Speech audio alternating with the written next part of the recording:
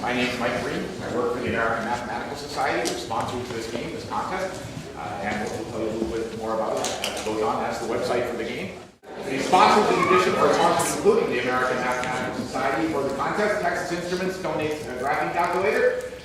MapleSoft, a company that does mathematical software, donates, believe it or not, mathematical software. John Wiley and Sons donates a book. And the American Mathematical Society donates books as well as the money that the players win. And my salary, they donate that.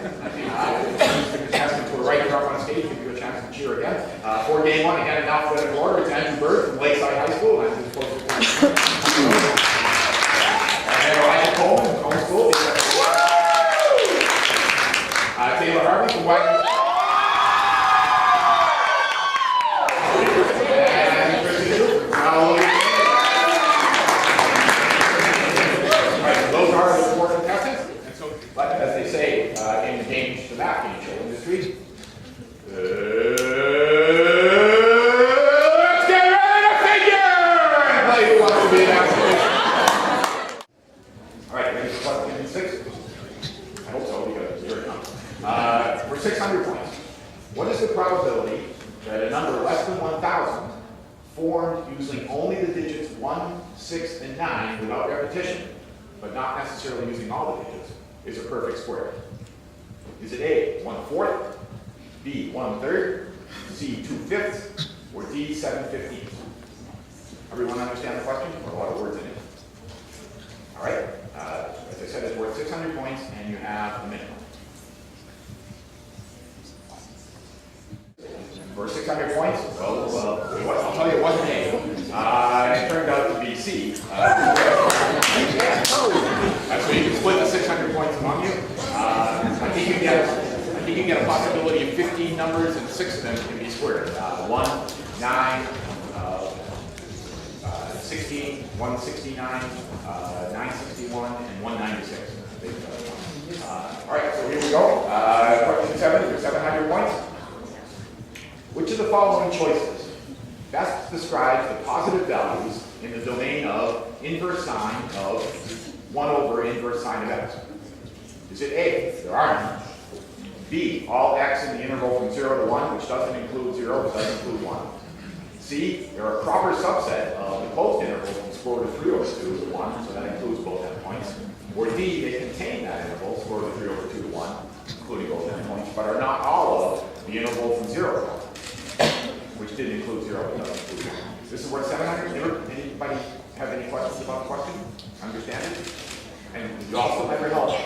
It's worth 700 points, and you have a minute and a half, 9 seconds.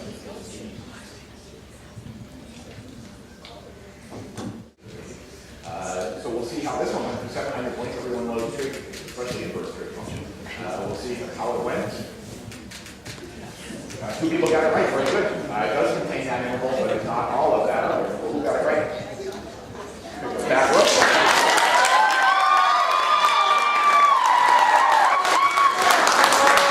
You can concentrate on square root of 3 over 2. Anybody remember what the inverse sine of that is?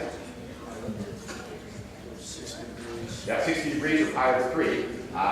So if you take the inverse sine of that, you got pi over 3 down in the denominator. So if you take the reciprocal of that, that would be 3 over pi, which is a little bit less than 1. And so you could take the inverse sine of that. So that's why that would, and then you might also think about 1 if you wanted to.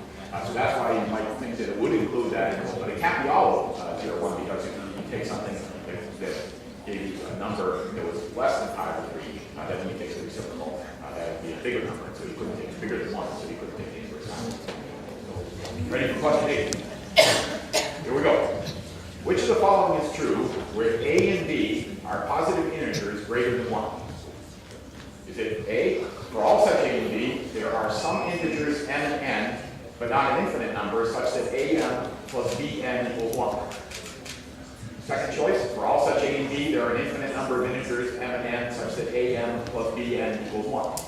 Third choice, for some such A and B, but not all, there are integers m and n, but not an infinite number such that am plus bn equals 1. Or D, for some such A and B, but not all, there are an infinite number of integers m and n such that am plus bn equals 1. All right, that's a lot of words up there. Any questions about the choices or the question? All right, it looks like Andrew wants to use his help, so that'll happen with about 5 seconds left. Until then, everyone can figure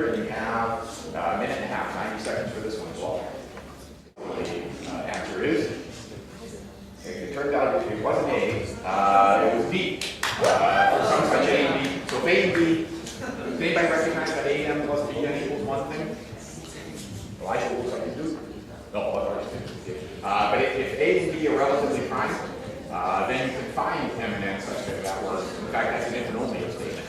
And then once you can find two that work at M and N, and then it's probably going to one positive, one negative, then you can generate an infinite number of them.